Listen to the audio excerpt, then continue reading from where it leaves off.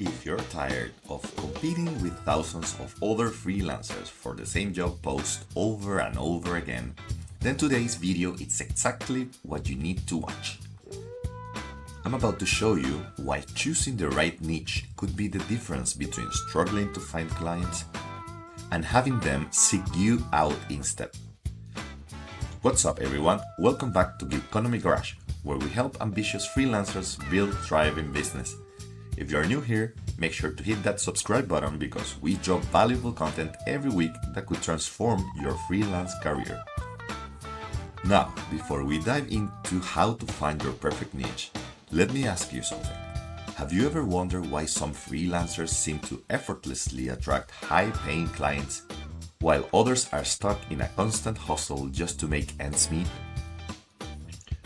The answer often comes down to one simple concept that most freelancers completely ignore: specialization. Here's the uncomfortable truth that nobody talks about in the freelance world. The marketplace is more saturated than ever before. We're not just competing with fellow freelancers from our own countries anymore. We're up against talented professionals from every corner of the globe.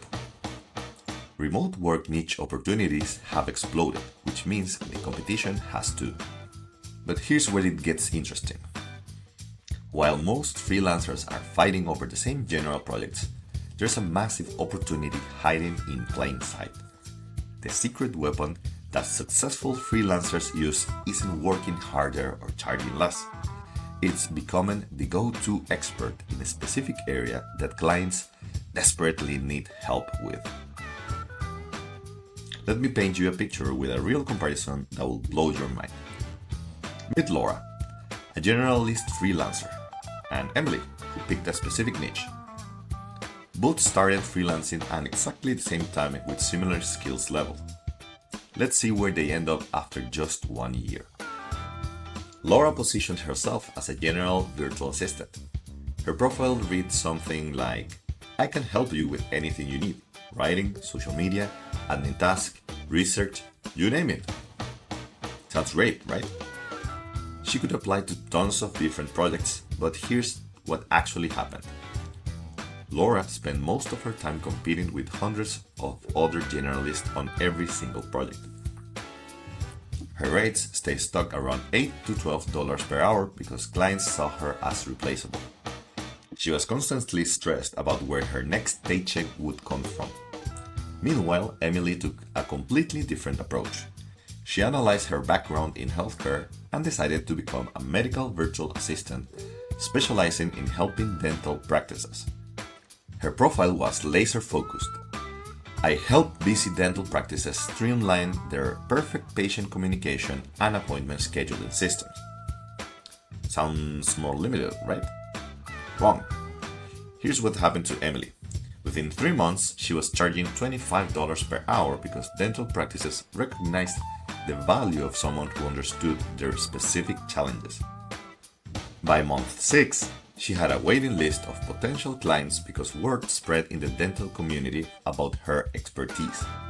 By the end of year 1, Emily was earning over $4,000 per month working just 3 dental practices, while Laura was still hunting for her next $15 project. But wait, there's more to this story. Let's add Kevin to the mix. Kevin had programming skills, but made the same mistake as Laura. He marketed himself as a general web developer who could build anything for anyone. He spent months bidding on projects alongside dozens of other developers, often losing to someone willing to work for less money. Then Kevin discovered something that changed everything. Through his research, he found that e-commerce businesses were desperately seeking developers who understood Shopify's specific ecosystem. So Kevin repositioned himself as a Shopify optimization specialist for growing e-commerce brands. The transformation was incredible. Instead of competing with every web developer on the planet, Kevin was now one of maybe 20 specialists that potential clients could find. Its rates jumped from $20 per hour to $75 per hour within 4 months. But here's the kicker. he actually had less competition and more demand than when he was a generalist. The comparison between these three freelancers reveals something crucial about how to find best niche for freelancers. It's not about limiting your opportunities. It's about becoming so valuable in a specific area that clients can't ignore you. Now, you might be thinking, but what if I pick the wrong niche? What if I limit myself too much? These are valid concerns, but let me share something that might change your perspective. The biggest risk isn't picking the wrong niche. It's never picking one at all. Think about it this way. When you have a serious legal problem, do you hire any lawyer? Or do you seek out a specialist in the specific area of law? When you need heart surgery, do you go to a general practitioner or a cardiac surgeon? The same principle applies to freelancing. Clients want experts, not generalists who kind of know everything. Here's how to systematically discover your ideal niche without the guesswork. Grab a piece of paper or open a document and write down everything you know how to do. And I mean everything.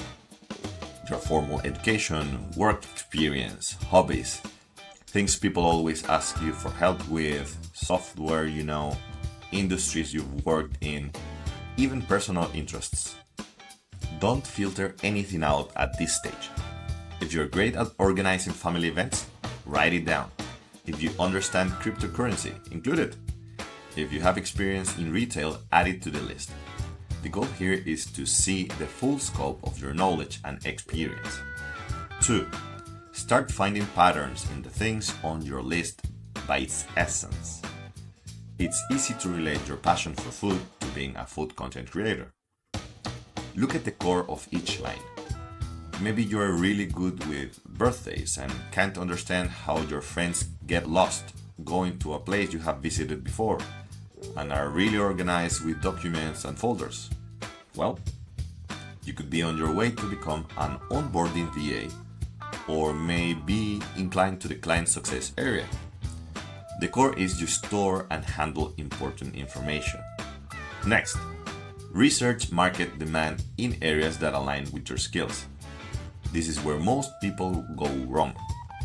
They either pick something they love but no one wants to pay for, or they chase money in areas they have no interest in. The sweet spot is where your capabilities meet genuine market demand.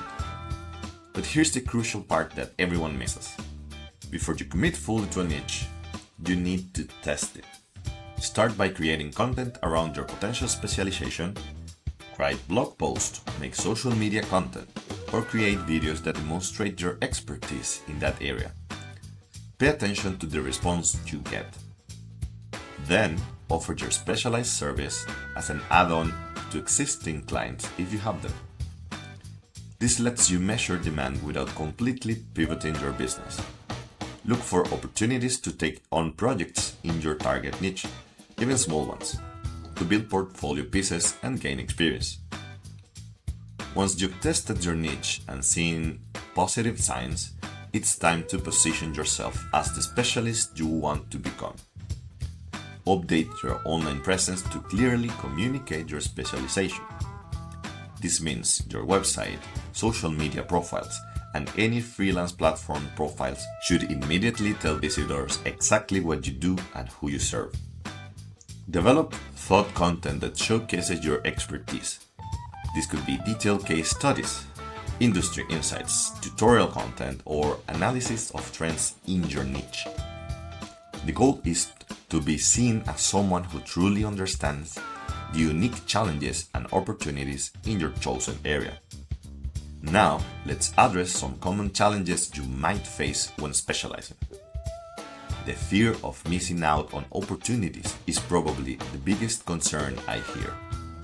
You'll see projects outside your niche that look appealing or lucrative, and you'll wonder if you made the right choice.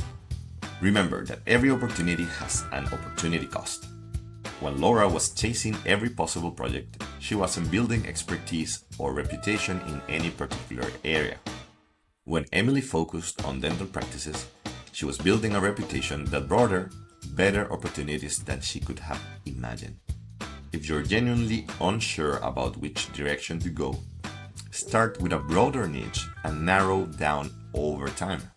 You might begin as a social media manager and discover that you particularly love working with fitness brands, so you evolve into a fitness industry social media specialist. Sometimes freelancers struggle to articulate their specialized value clearly.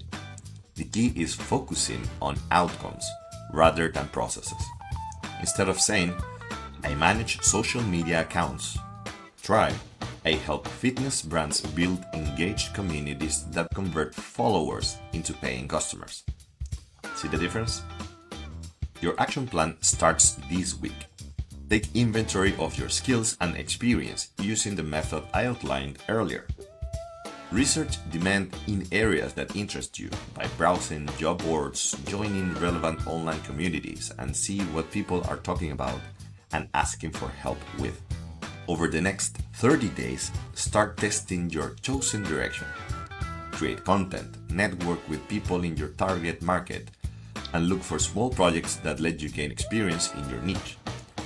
Pay attention to how people respond and what kind of traction you get. In the following 60 days, commit to your specialization and position yourself accordingly.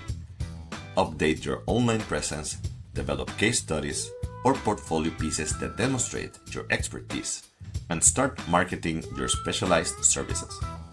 Remember, specialization is an evolution, not a permanent decision.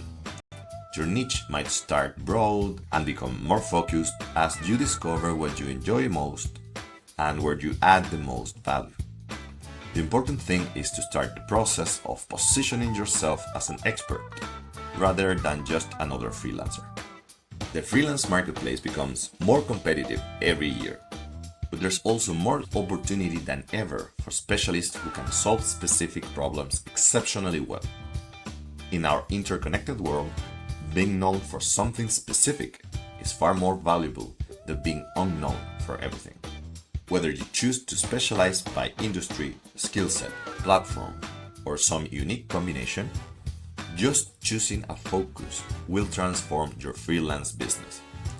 You will move from constantly hunting for the next project to strategically building a sustainable career with clients who value your expertise. Your freelance journey doesn't have to be a constant struggle for visibility in an overcrowded marketplace. That's a wrap on today's deep dive into finding your perfect freelance niche. If this video helped you see the power of specialization, smash that like button and let me know in the comments what niche you're considering or already working in. And don't forget to subscribe for more strategies that'll help you build the freelance business of your dreams. Until next time, keep focusing on becoming indispensable, and I'll see you in the next one. GG's.